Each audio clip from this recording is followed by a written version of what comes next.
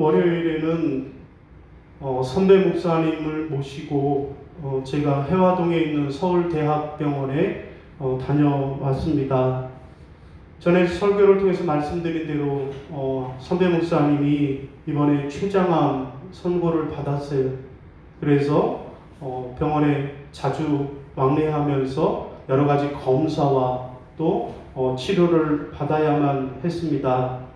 자, 그런데 병원에 예약한 날이 월요일이었는데 평소에는 교회 부목사님이 모시고 이렇게 다녔는데 담임 목사 입장에서 부목사가 쉬는 월요일까지 나를 병원에 데려다 달라니까 부담이 스러우셨던 모양이에요. 그래서 제가 가겠다고 해서 그래서 제가 자원해서 이렇게 모시고 다녀왔습니다.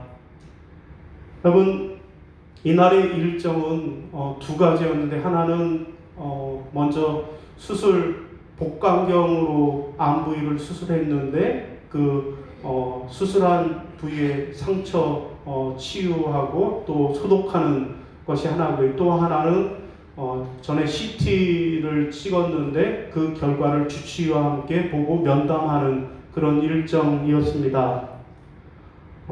12시에 낮 12시에 출발을 했어요. 2시에 예약이었는데 12시에 출발하니까 1시간 반쯤 걸려서 한 30분 이상 기다리다가 그 상처 부위를 치료를 했어요. 시간은 5분 걸렸습니다. 자, 그리고 오후 3시 반에 주치의와 면담이 있어서 기다려야 했습니다. 그래서 그 기다리는 동안에 점심을 먹고 그리고 차 한 잔 마시면서 그렇게 기다렸습니다. 자, 3시 30분이 돼서 주치의 사무실 그 대기실 앞에 기다렸어요.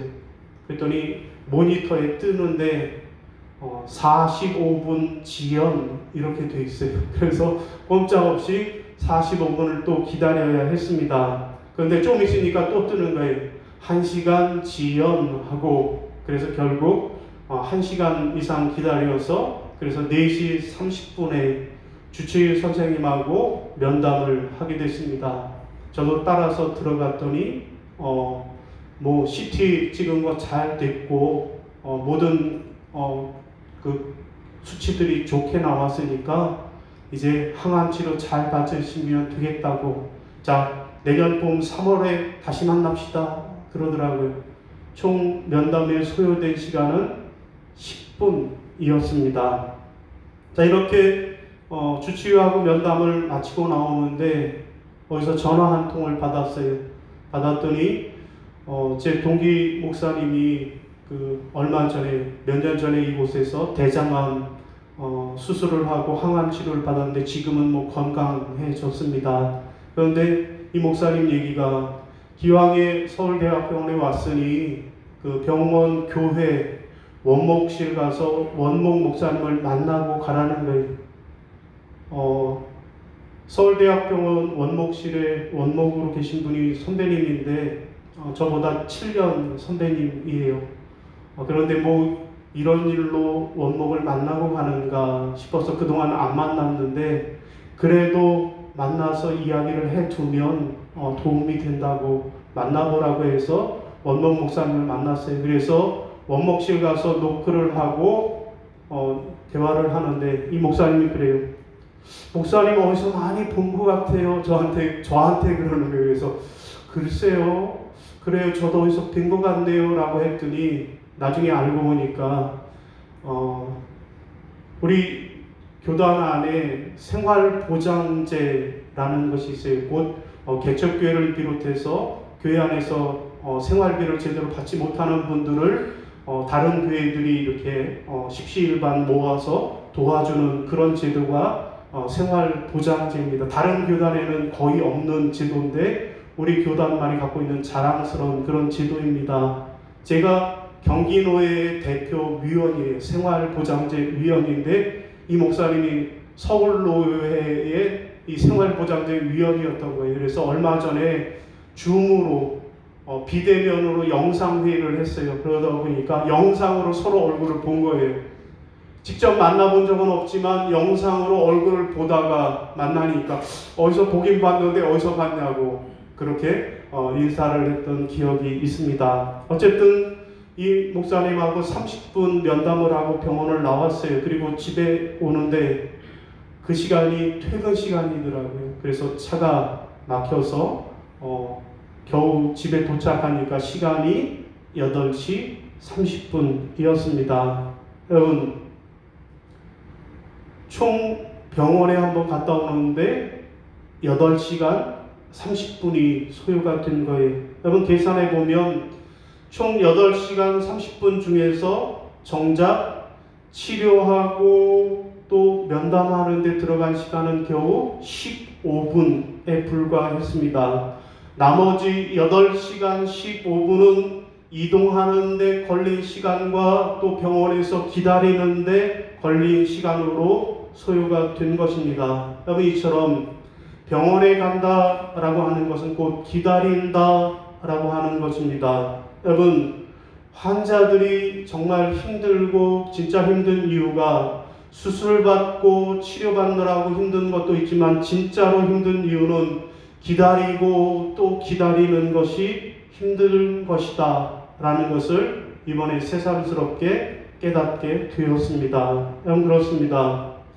치료를 기다리는 사람, 치유를 기다리는 사람이 해야 할 일은 기다리고 또 기다리는 일이 바로 그 일이다 라는 것입니다. 여러분, 오늘 본문 말씀은 무슨 말씀입니까? 오늘 본문 말씀은 치유를 기다리는 사람들의 이야기가 오늘 본문의 내용입니다. 여러분, 예수님이 하루는 명절을 맞아서 예루살렘에 올라가셨습니다. 그런데 예루살렘에는 양문이라고 하는 문이 있는데 그 곁에 베데스다라고 불리는 한 연못이 있었습니다. 예수님이 이곳에 가셨습니다.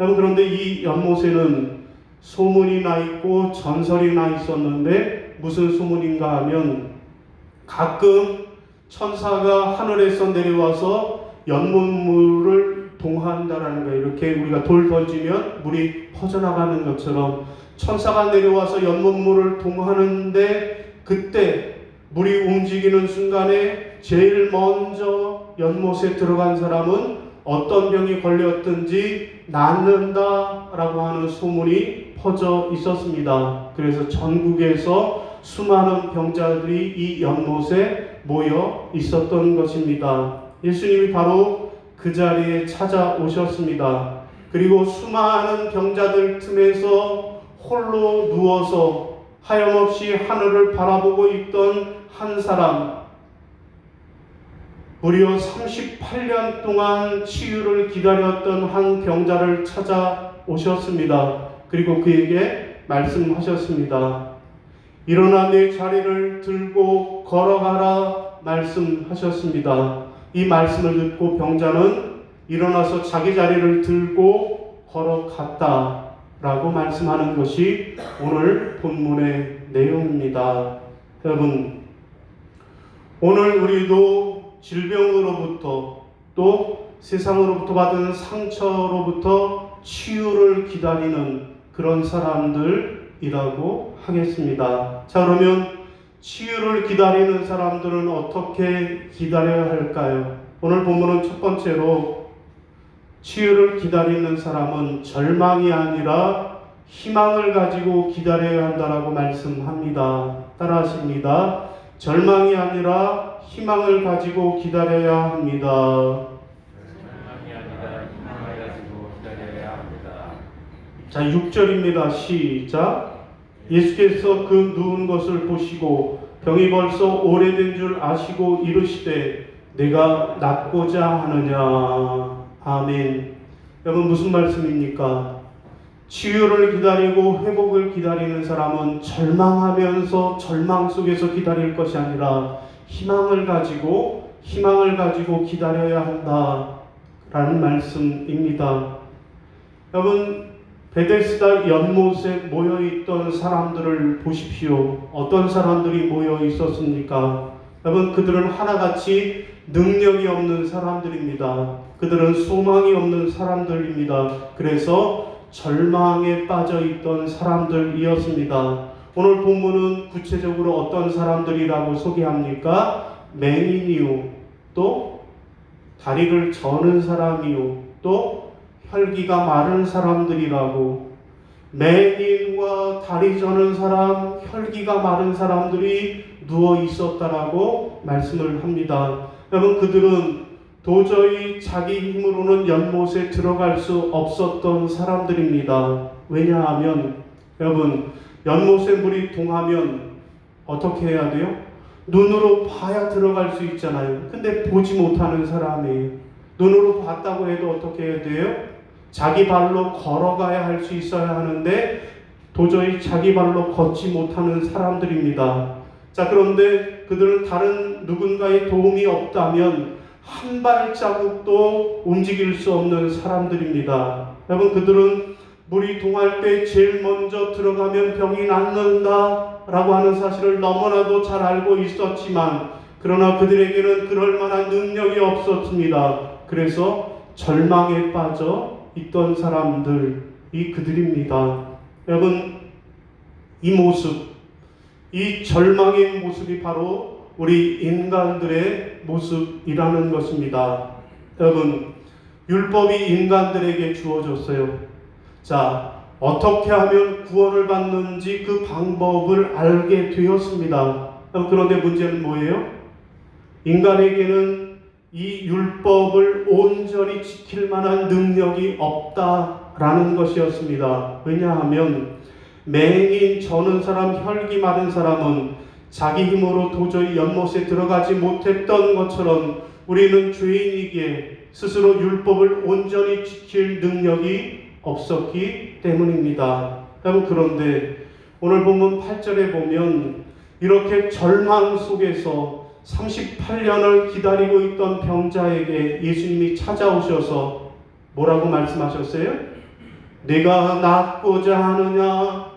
절망 속에서 38년을 기다리고 있던 병자에게, 절망으로 기다리는 병자에게 네가 낫고자 하느냐 희망을 말씀하셨습니다. 병자는 이 주님의 말씀을 듣는 순간에 그의 가슴 속에 야, 나도 나을 수 있구나 라고 하는 희망이 생기게 되었다라는 것입니다. 그리고 이 희망으로 말미암아 그는 38년이나 누워있던 그 절망의 자리를 들고 일어날 수 있었던 것입니다. 그렇습니다. 오늘 우리가 살고 있는 이 시대가 얼마나 절망스럽습니까? 그러나 우리는 절망을 품고 살 것이 아니라 오히려 예수 그리스도라고 하는 희망을 품고 그리고 주님을 기다리는 우리가 되어야만 할 것입니다. 여러분, 오미크론이 크리스마스의 선물일까요? 크리스마스의 악몽일까요? 여러분, 요즘 많은 사람들이 오미크론이 델타 변이를 밀어내고 우세종이 될 수 있느냐에 많은 관심을 가지고 있습니다. 자, 오미크론이 델타보다 전파력과 치명률 모두가 높다면 그러면 치명적인 변이가 되겠지만 그 반대라고 하면 오히려 희망이 있다라는 말씀입니다. 자, 남아공에서 처음 발견된 베타 변이는 치명률이 높고 또 전파력도 높은 특징을 갖고 있습니다. 그런데 만약에 이번에 새롭게 퍼지고 있는 이 오미크론 변이가 전파력과 치명률이 모두 높은 경우로 나타나면 그러면 전 세계는 크리스마스가 악몽이 될 것입니다. 그러나 반대로 오미크론 변이가 전파력은 강하지만 치명률이 약하다라고 하면 그러면 크리스마스의 선물이 될 수 있다라는 거예요.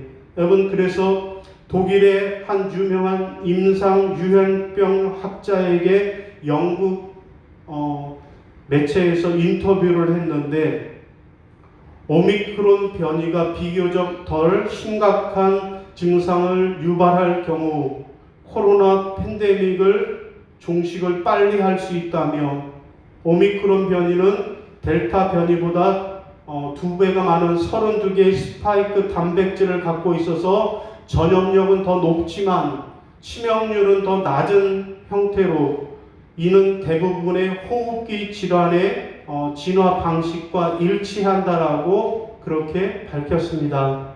곧 무슨 얘기인가 하면 앞으로 코로나19가 점점 퍼져나가기는 하겠지만 그러나 퍼지기는 퍼져도 일반 감기처럼 그래서 가벼운 호흡기 질환으로 그렇게 소멸될 가능성이 있다라고 하는 그런 희망적인 관측입니다.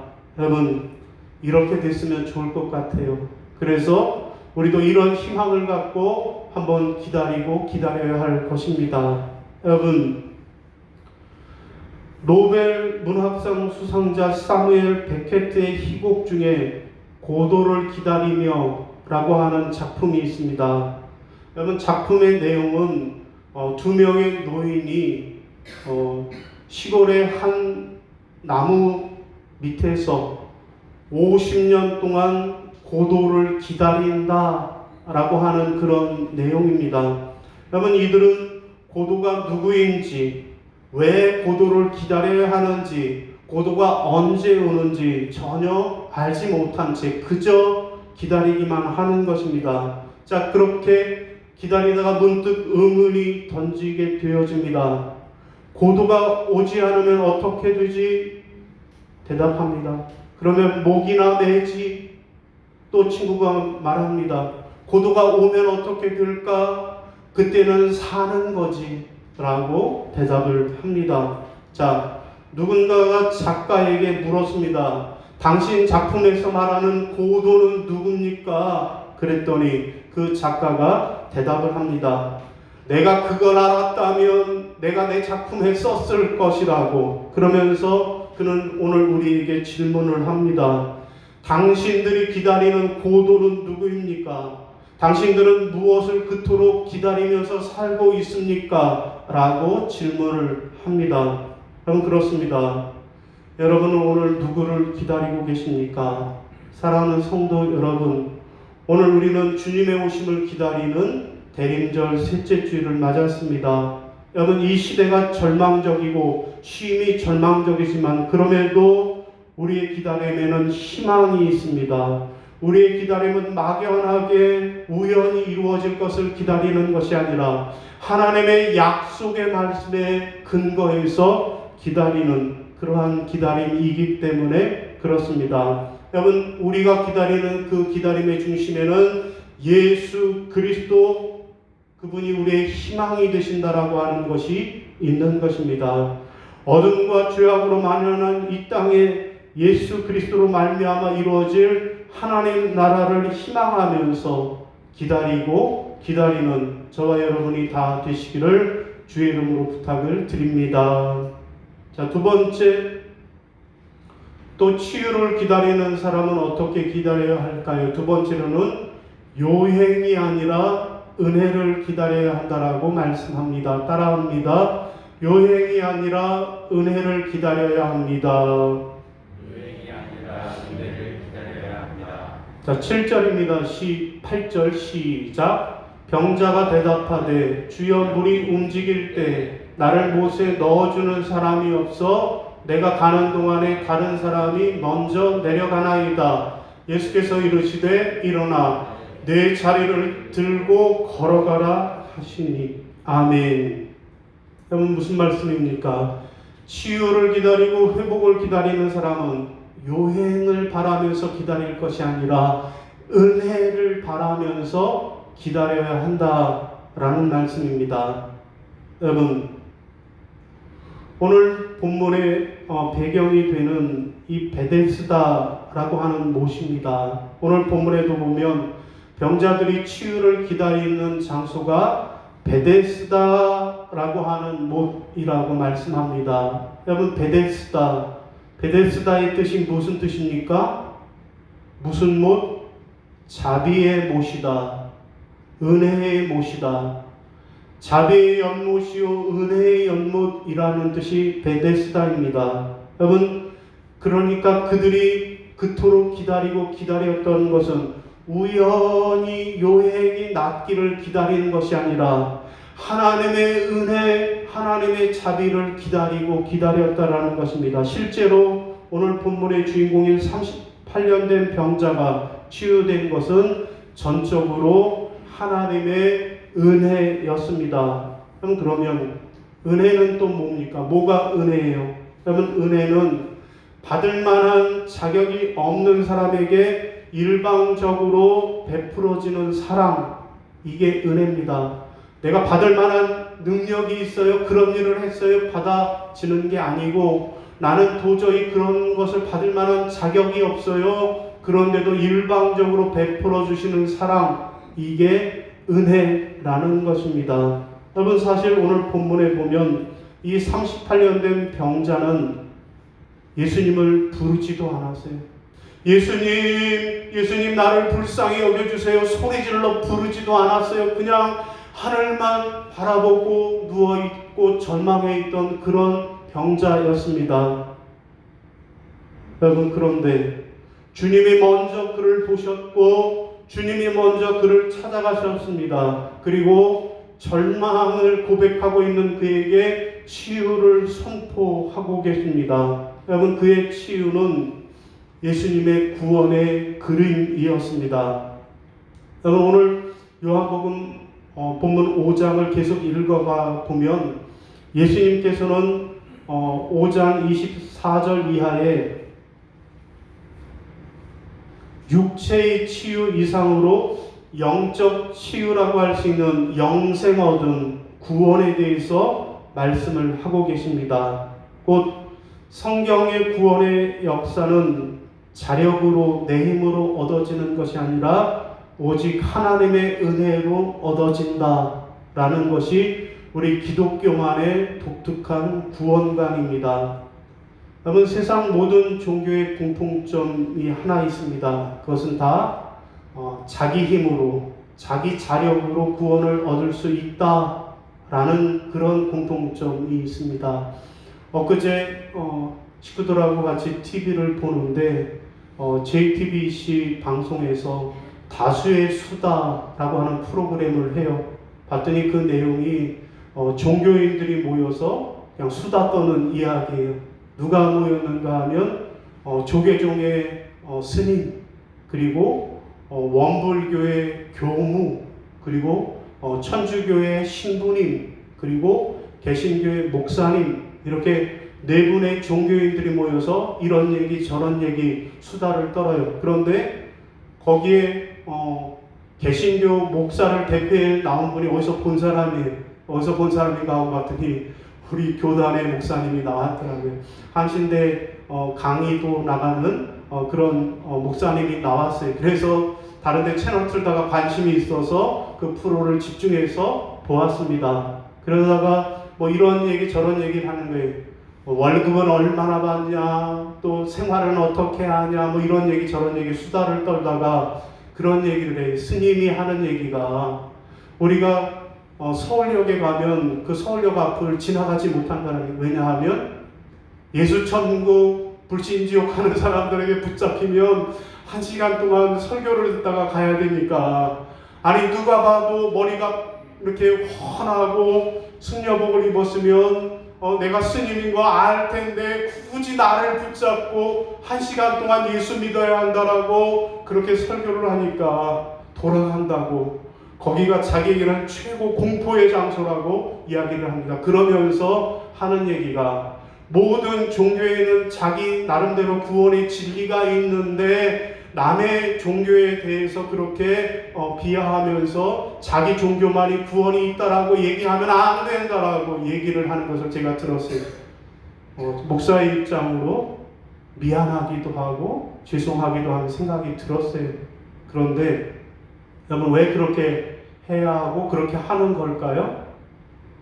구원은, 세상의 모든 종교는 자기 힘으로 구원받을 수 있는 거예요. 자기가 선행을 하고 고행을 하고 노력을 하면, 덕을 많이 쌓고 빌기를 많이 하면 그 사람들은 구원을 받을 수 있다고 해요. 그러나 기독교는 그렇게 말하지 않아요. 내 힘으로 구원받을 수 없고 오직 하나님의 은혜로 구원을 받을 수 있다라는 것입니다. 구원은 스스로 힘으로 받는 그런 요행이 아니라 예수 그리스도께서 우리에게 오셔야만, 우리에게 은혜를 베풀어 주셔야만 우리가 구원을 얻을 수 있다라는 것입니다. 그러므로 오늘 우리에게 유일한 구원자가 되시는 예수 그리스도를 기다리는 은혜, 그 은혜로 사는 저와 여러분이 되시기를 바랍니다. 여러분, 얼마 전에 중국의 한 스타벅스 매장에서 지구의 날을 맞아서 이벤트를 벌였다 그래요. 자, 개인 컵을 가져오시는 분에게는 원하는 음료를 한 잔 서비스해 드립니다. 단 매장 안에서만 드시고 가셔야 합니다. 라고 고지를 하고 이벤트를 벌였다는 거예요. 다음날 카페 문이 열렸어요. 여러분, 이 캠페인의 일환은 일회용 컵을 너무 쓰지 말고 개인 텀블러로 해서 자연환경을 보호하자라고 하는 그런 캠페인의 일환이었습니다. 자, 카페 문이 다음날 열렸는데 사람들이 물밀듯이 카페 안으로 들어왔고 하루 종일 줄을 서서 커피를 받아 마시는 사람들이 다양한 종류의 컵을 들고 왔다라는 거예요. 여러분, 대부분의 사람들은 뭘 들고 왔을까요? 보온병과 텀블러 들고 와서 한 잔씩 받아 마셨다라는 거예요. 그리고 간혹 보면 좀 집에서 큰 컵 들고 와서 마시는 사람도 있었다라는 거예요. 그런데 그 중에는 어떤 사람들은 큰 은색 대야, 화면에 보시죠? 집에서 설거지할 때 쓰는 큰 은색 대야를 갖고 와서 그거를 몇 시간 동안 마시고 또 마시고 갔다라는 거예요. 그럼 그 밑에는 무슨 통 들고 왔어요? 정수기에 쓰는 생수통, 대형 생수통을 들고 와서 거기에서 받아놓고 그것을 하루 종일 있으면서 그것을 꾸역꾸역 마시고 그리고는 갔다라는 그런 이야기입니다.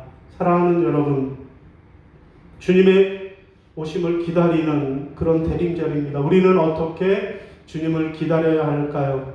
공짜 커피 마시기 위해서 필요 이상의 일을 하고 필요 이상의 시간을 쏟아붓는 어리석은 사람들도 있습니다. 그렇다면 하나님께서 부어주시는 은혜, 그 은혜를 우리는 어떤 크기의 마음으로 기다려야 할까요? 그 누구보다도 더 큰 그릇으로 하나님이 부어주시는 은혜를 담아가려는 그 마음으로 예배를 드리고 경건생활에 힘쓰는 여러분이 되시기를 바랍니다. 세상의 여행을 기다리는 것이, 세상의 공짜를 기다리는 것이 아니라 더 큰 하나님의 은혜를 기다리고 또 기다리는 여러분이 되시기를 바랍니다. 자, 오늘 말씀을 정리하겠습니다. 여러분, 오늘은 대림절 셋째 주일입니다. 여러분, 베데스다에 누워서 38년 동안 기다렸던 병자처럼 우리도 치유를 기다리는 사람들입니다. 오늘 우리는 이 세상에 오시는 예수 그리스도의 치유를, 그의 회복을 우리는 어떻게 기다려야 할까요? 첫 번째로는 절망이 아니라 희망을 가지고 기다려야 하겠습니다. 둘째로는 유행이 아니라 은혜를 가지고 기다려야 하겠습니다. 바라기는 얼마 남지 않은 이 크리스마스를 절망이 아니라 희망 가운데에서 유행이 아니라 은혜를 기다리는 마음으로 기다리시길 바랍니다. 그래서 예수 그리스도께서 주시는 온전한 치유와 회복의 기쁨을 받아 누리는 저와 여러분 다 되시기를 주의 이름으로 축원합니다. 예, 자리에서 일어나셔서 결단 찬송 부르시겠습니다.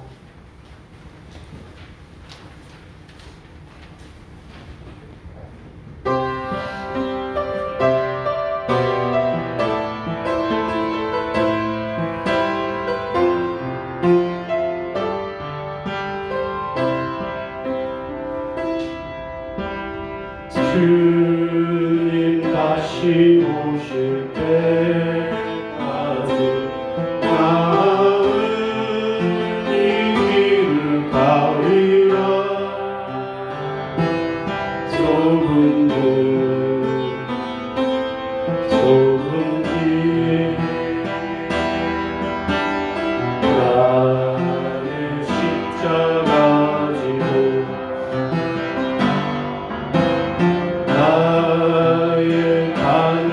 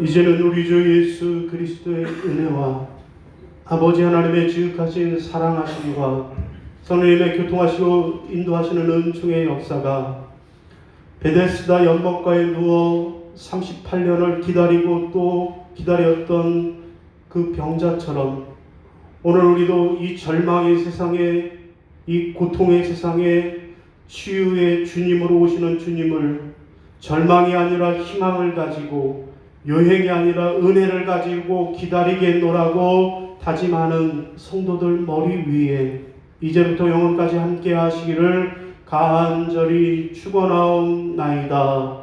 아멘.